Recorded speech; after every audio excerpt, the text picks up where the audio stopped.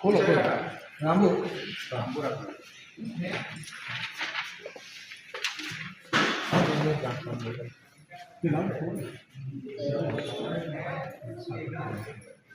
जाओ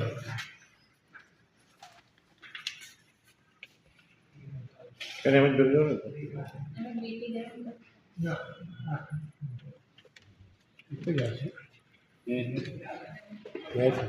बुद्ध भगवान ने हार नहीं पहरी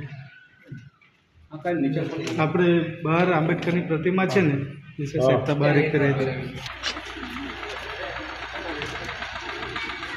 ટોપી રાખવા તો નહીં એમાં થઈ ગયું બાય બાય જાવન તમે ચાલ જાવ નહીં રોજો ભાઈ અનુપમભાઈ હા જાવ બૂટ કાઢો બૂટ કઈ નીચે ઉભા રહેવો ને નીચે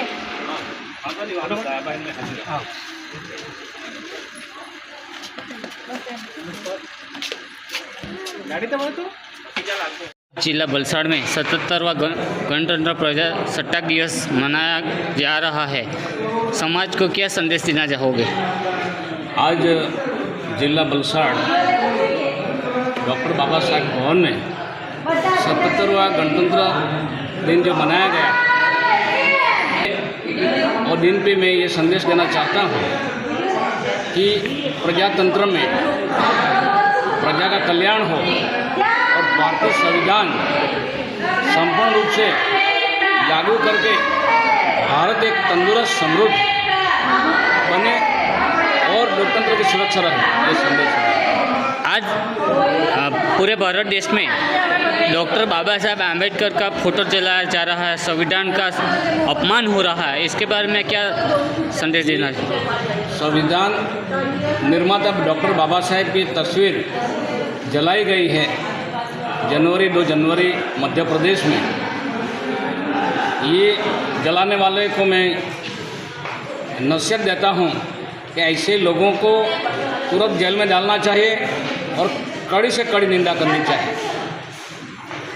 और दूसरी बात की संविधान में दिया हुआ अधिकार जो आरक्षण है उनका खुलेआम विरोध हो रहा है।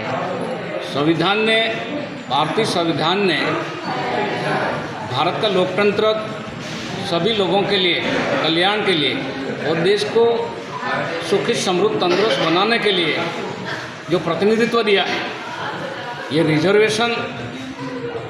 Reservation is not reservation but representation in the democracy country कि लोकतंत्र में और तांत्रिक देश में सभी को अधिकार मिले, भागीदारी मिले, इसलिए आरक्षण दिया गया है।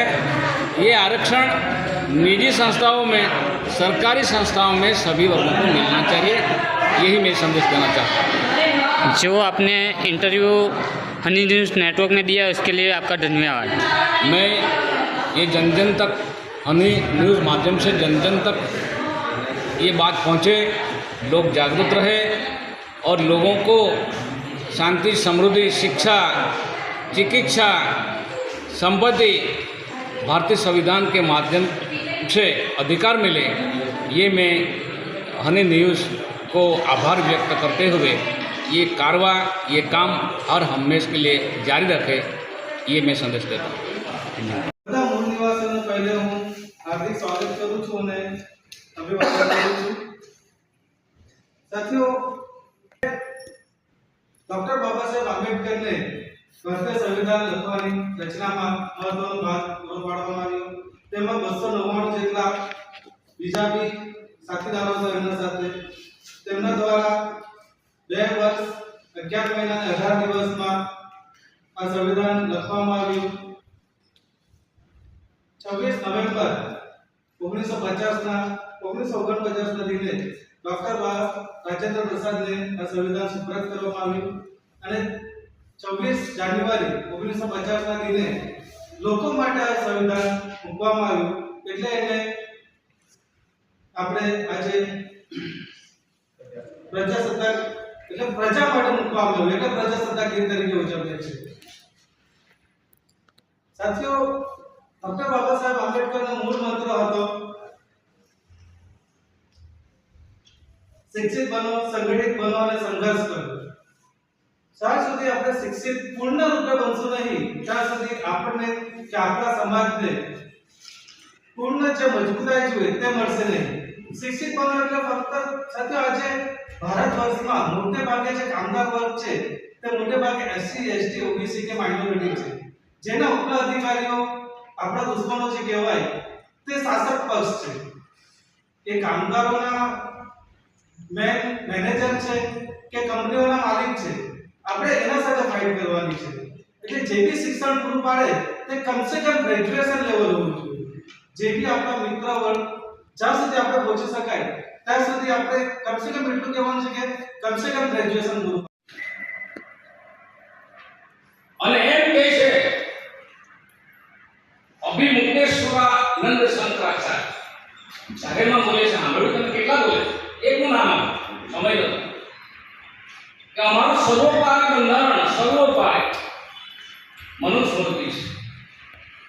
મનુસ્મૃતિ તરત જ જેલ થવી જોઈએ આદિમાં પણ નહીં, એ તો બ્રાહ્મણ ધર્મ છે કે બોલે છે. અને એમાં કાર્યકર્તા લોકો કોઈ કીધું કે ગોવાલિયા મધ્યપ્રદેશ એ શાસક વર્ગનો કોઈ તો મિશ્રા કોઈ છે તો બાબા સાહેબની તસવીર ફળગાવી અને પગથી કઈ આમ તસવીર ટેકી દીધી છે. પહેલા બંધારણ હતું, બરાબર છે. ભારતનું જે બંધારણ છે તમામ વર્ગને, ધારો કે ઇસ્લામને માનતા હોય, ક્રિશ્ચિયાનિટીને માનતા હોય, કે ગમે તે સંપ્રદાયને માનતા હોય, તમામ વર્ગને માટે ભારતનું બંધારણ ભાઈચારા રૂપે ન્યાય બધાને મળે એ રીતે, બધાને સ્વતંત્ર અધિકાર મળે વિકાસ કરવાનો એ રીતે, અને સમાનતાથી રહે, દરેકને માનવ ગરિમા મળે તે માટે સમાજ અને રાષ્ટ્રનું નિર્માણ કરવું એ ભારતનું બંધારણ સંદેશ આપે છે. કાયદાઓમાં વ્યવસ્થા છે. તો તમને વાંધો કાંઈ? તો એટલા માટે સાથીઓ આ દેશમાં આજે જે વહેતું પાણી હોય નદીમાં, વહેતું પાણી નદીમાં હોય તો નાની માછલીઓ આવન જાવન કર્યા કરે. મોટી માછલીઓ દબાઈ નદીમાં અંદર ભરાઈ જાય, બહાર નીકળે ખતરો હોય. તો જે આ બંધારણ થકી આ મહામાનવના સંઘર્ષને લીધે આ દેશમાં બે હજારો વર્ષની ગુલામીમાંથી જે તમને શિક્ષણ, સમજદારી, સંપત્તિ મળી છે, એ સંપત્તિ વહેતી કરો. કારણ કે સ્વાભિમાની લોકો, મજૂર લોકો, ગરીબ લોકો, મધ્યમ લોકો પડેલા છે, એને તમે હિંમત આપો, નૈતિકતા આપો અને સંગઠન ચલાવવા માટે ધન આપો. જો પાણી વહેતું બંધ થઈ જશે તો આ ઔરંગા નદીમાં દરાવો આવેલા છે, અંદર મોટા મોટા માછલાઓ પડેલા છે. પાણી વહેતું બંધ થઈ જશે અને પછી બહાર આવશે નાની માછલી બધું મોટા દોરામાં જે પડેલા માછલાઓ એને પકડશે. તો હવે આ થઈ રહ્યું છે. એવું લાગે કે ઈડી અને સીબીઆઈ ના દરોડા કામ કરવા એની પાસે કોઈ હા વધારે ચાલુ થઈ ગયું છે. એવું લાગે કે હવે પછી બેંકોએ આધાર છે કે બેંકોમાં પૈસા મૂકેલા છે તો દેશની જે સંપત્તિ ખરી બલવંતર નથી ને ગયેલો, બલવંતર ખોટા બંચ અને અવર નેશન ઓફ બ્રધરહુડ બે બુક લખેલી છે. એમાં લખીને જ ગયેલો કે આ દેશની જે સંપત્તિ ખરી ને, જે ધન ખરું ને, બે ત્રણ માણસને હવાલે કરી દો.